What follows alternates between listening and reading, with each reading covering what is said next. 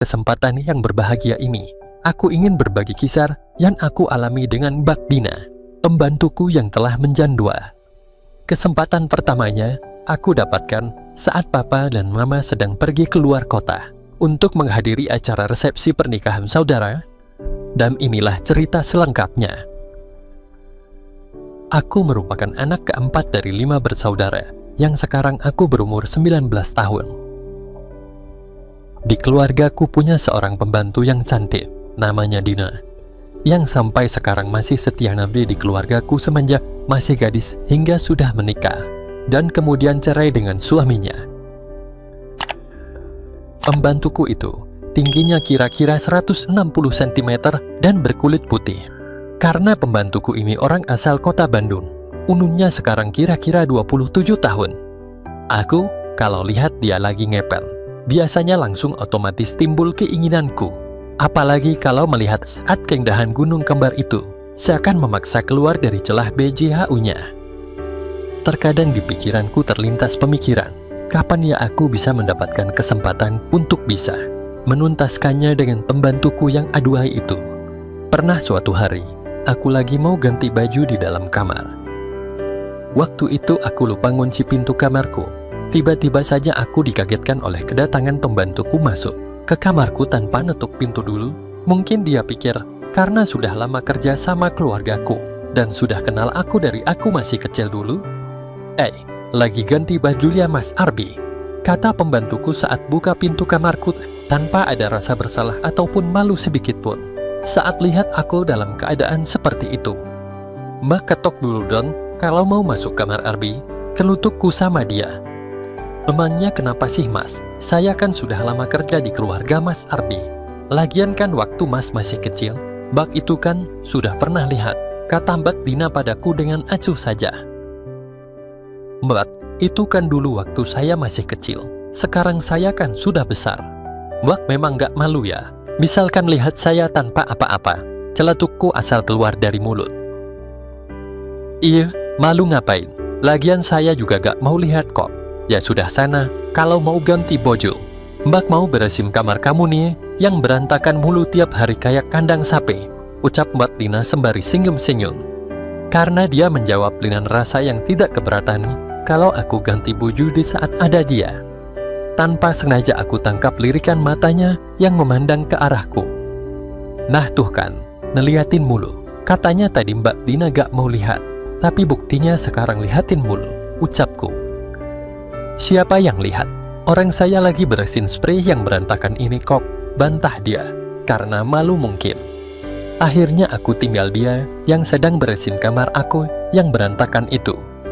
Ketika aku ada di luar, aku jadi teringat gimana ya caranya buat bisa mengajak pembantuku yang cantik lagi menarik ini. Dan aku rasa, dia juga kayaknya penasaran juga sama yang ada padaku yang gembe ini. Buktinya beberapa kali aku pergokin dia ngelirik terus ke arah aku itu. Pada akhirnya, kesempatan itu pun datang juga untukku dengan Mbak Dina.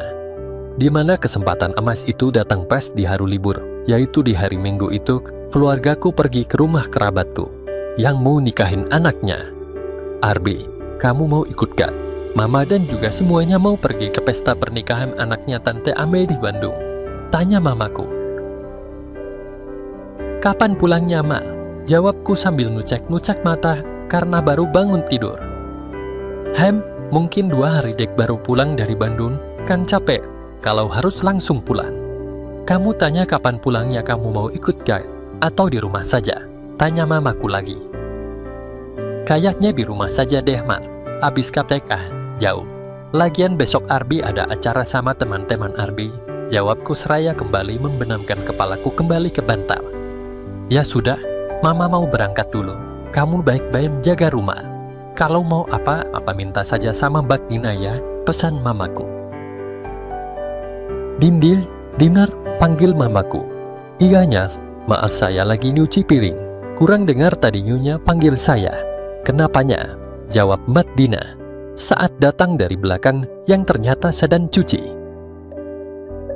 Baju yang dikenakan sebetulnya tidaklah menarik, namun karena terkena air sewaktu mencuci, menjadikan bagian indahnya itu semakin memberikan panorama yang begitu membangkitkan obsesiku padanya. "Dina, kamu jaga rumah ya, selama saya dan Tuan pergi ke Bandung," pesap mamaku. "Iyanya," jawabnya. Setelah beberapa jam lamanya keberangkatan mamaku, akhirnya aku keluar dari kamar tidurku. Hendak ingin demikian. Perlu diketahui jarak antara tempat pembantuku nyuci sama kamar mandi itu dekat banget. Waktu aku jalan ke kamar mandi, aku lihat pembantuku yang lagi nyuci baju dengan posisi duduknya, yang membuatku menahan nafas sejenak, karena saat itu aku mendapatkan suguhan yang amat indah. Andres, putih juga nih pembantuku meskipun sudah jam 2 anak satu tapi kayak wanita yang belum pernah sama laki-laki saja. Ocehku dalam hati. Sambil demikian air itu, aku terus saja ngelirik kesuguhan dari Mbak Dina itu. Bahkan saat itu juga aku sambil mikir gimana caranya buka omongan sama pembantuku itu.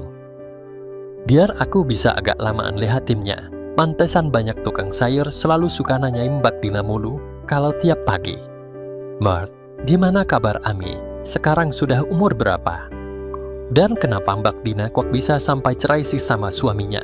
Isen aku tanya seputar hubungan dia sama mantan suaminya yang sekarang sudah cerai dan kenapa bisa sampai cerai. Gugup juga sih aku waktu itu. "Kok tiba-tiba Mas Arbi tanya tentang itu sama Mbak?" sahut Mbak Dina sedikit heran. "Gak apa-apa kan Mbak?" tanyaku balik. "Ami sekarang sudah umur 5 tahun, mau cerai sama suami Mbak karena dia itu seorang pengangguran yang maunya anaknya saja. Mau bikinnya tapi gak mau biayain. Ya lebih baik Mat minta cerai saja Kak. Masa sih Mbak sendiri yang banting tulang cari uang? Sedangkan suami Mbak bisanya cuman bangun tidur, makan, main swap sampai subuh. Males Mas aku punya suami yang pengangguran kayak gitu. Lebih baik hidup sendiri. Sama saja kok," jawab pembantuku panjang lebar, seraya tangannya tetap membilas baju yang sedang dia cuci. Ini dia obrolan yang sebenarnya aku harapkan. Agar dengan mudah aku arahkan ke pembicaraan tentang persoalan hubungan suami istri itu. Aku pulih melanjutkan obrolan itu. "Lah bukannya enak kalau punya suami Mbak daripada ada suami. Enak dari mananya Mas?